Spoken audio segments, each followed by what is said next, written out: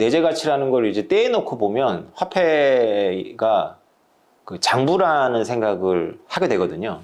표현에 따르면 이제 공통의 기억이라든가 혹은 공통의 신념 이렇게 얘기를 하는데 결국은 그것은 내재 가치가 아니고 장부인데, 본격적인 얘기를 하기 전에 문제를 하나 내겠습니다. 자, 조폐공사에서 이제 막 돈을 찍어서 딱 쌓여 있어요. 이거는 돈인가요? 돈이 아닌가요?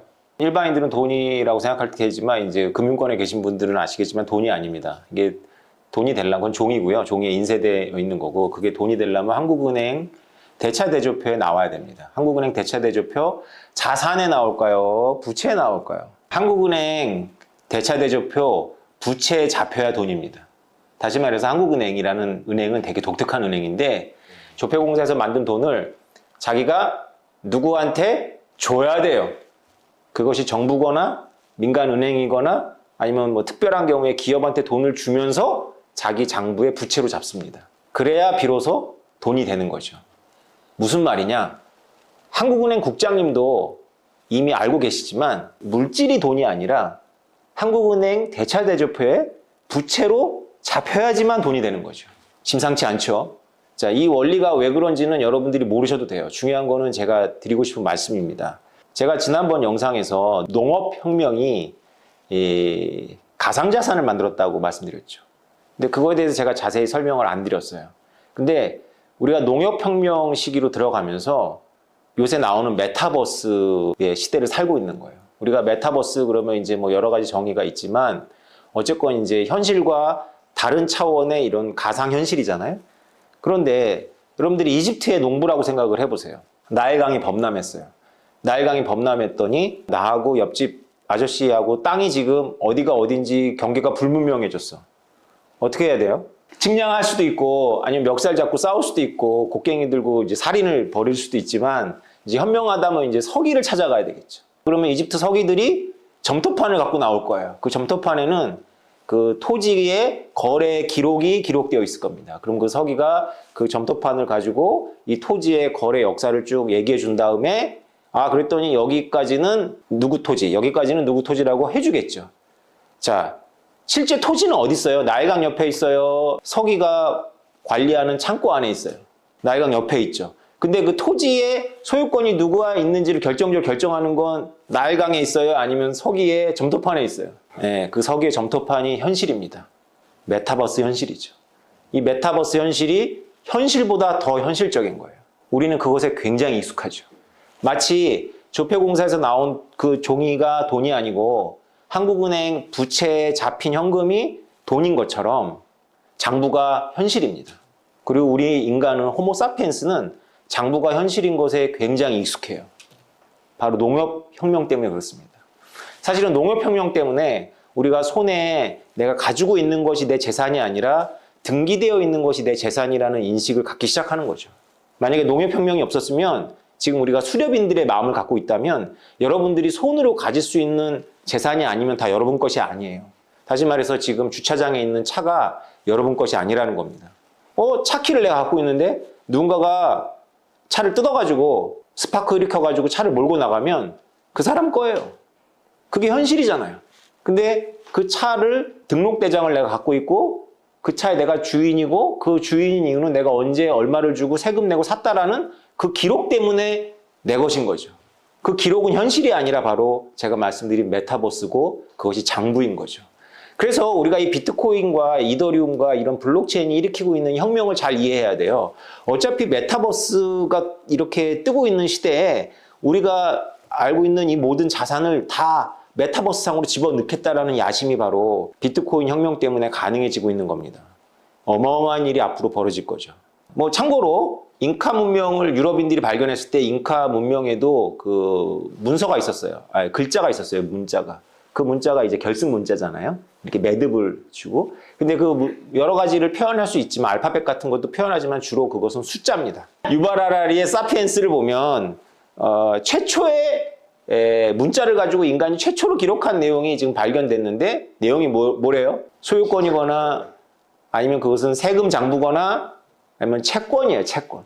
놀랍게도 신화나 시가 아니라 인간이 문자를 만들어서 최초로 기록한 것이 바로 세금 장부라는 거죠. 혹은 뭐 채권 장부일 수 있어요. 이것이 우리한테 함의하는 바가 많이 있죠. 그러니까 장부라는 것은 어마어마한 거죠. 사실 여러분들이 지금 디지털 화폐를 쓰고 있는데 그 디지털 화폐는 전부 신한은행이나 국민은행의 장부죠. 저는 그 장부 안에서 제가 누구한테 돈을 보내면 그 장부가 교체되는 거죠. 근데 여러분들이 돈을 안 보냈어도 그 장부가 교체됐다면 여러분들은 상당히 곤란해질 거예요. 내가 엔터키를 쳐서 보내지 않았음에도 불구하고 내 장부에 돈이 없어지고 누군가한테 돈이 갔다면 여러분들은 사실상 여러분의 것이라는 걸 증명할 방법이 없습니다. 다시 말해서 나일강 옆에 있는 토지의 실제하고 무관하게 어떤 형태로건 간에 그 서기가 관리하는 점토판이 바뀌어 있다면 여러분들은 여러분 소유가 아닌 거죠. 그래서 우리는 장부가 현실보다 때로는 더 결정적이고 중요할 수 있고 우리가 이미 그 장부에 익숙한 시대를 이미 오랫동안 살았다는 걸 이해해야 돼요. 장부가 화폐라는 거를 인정하고 싶지 않겠지만 인정을 해야 됩니다. 그러면 장부가 화폐다라면 어떤 장부가 좋은 장부예요? 함부로 고칠 수 없는 장부가 좋은 장부입니다. 자, 그러면 좋은 돈이라는 것은 좋은 장부여야 되고 좋은 장부라는 것은 함부로 고칠 수 없는 장부여야죠. 그런데 장부가 안 고쳐져도 곤란하겠죠. 왜냐하면 소유권이 이전되고 우리가 거래하는 존재잖아요. 호모사피엔스가. 그럼 장부는 고쳐져야 되는데 함부로는 못 고쳐야 돼. 그럼 어떻게 해야 되겠죠? 인류는 이 문제를 어떻게 해결했겠어요? 누군가 권위를 갖고 있는 사람만이 고칠 수 있어야 돼요. 그렇죠? 아무나 고치면 안 되잖아요. 개똥이도 고치고 철수도 고치면 그건 장부가 아니죠. 어떤 특별한 권위를 갖고 있는 사람만이 고칠 수 있어요. 그러면 어떤 사람이 특별한 권위를 갖고 있어요? 한국에서는 시험을 쳤고 외국에서는 누군가의 아들이었겠죠.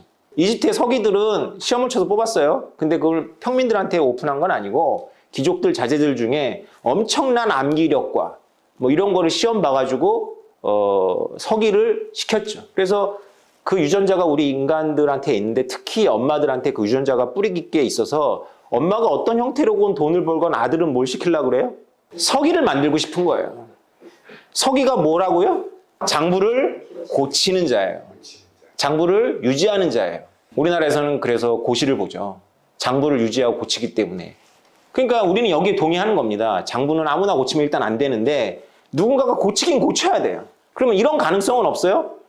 그 장부를 고치는 권위를 갖고 있는 사람이 공공의 이익을 위해서 객관적으로 장부를 고치는 것이 아니라 자기하고 자기의 영달과 자기 새끼들을 위해서 장부를 고친다. 가능해요? 안 가능해요? 많지는 않죠. 그러나 가능하죠. 그죠? 그런 짓을 하면 잡아다가 곤장을 때리고 쳐 넣으면 되는데 그렇게 해결할 수 있어요. 문제는 뭐냐면 장부를 고치는데 그 장부를 고치는 것을 자기들은 공공의 이익을 위해서 한다라고 하는 거예요. 그리고 그걸 굴뚝같이 믿는 거야. 공공의 이익을 위해서 하는데 그 장부를 막 고칠 수 있어. 이건 어떻게 생각해요? 안 되는데 지금 한국은행하고 미국의 연방준비제도하고 모든 나라의 중앙은행들은 그렇게 하죠. 왜냐하면 경제학자들은 인플레이션을 싫어한다, 좋아한다. 좀 말을 정정할게요. 경제학자들 보고 디플레이션과 인플레이션을 선택하라 그러면 뭘 선택한다고요? 인플레이션을 선택합니다. 인플레이션이라는 게 뭐예요? 밀턴 프리드만은 인플레이션은 화폐 현상이라고 그랬어요. 쉽게 말해서 한국은행이 장부를 늘리는 겁니다.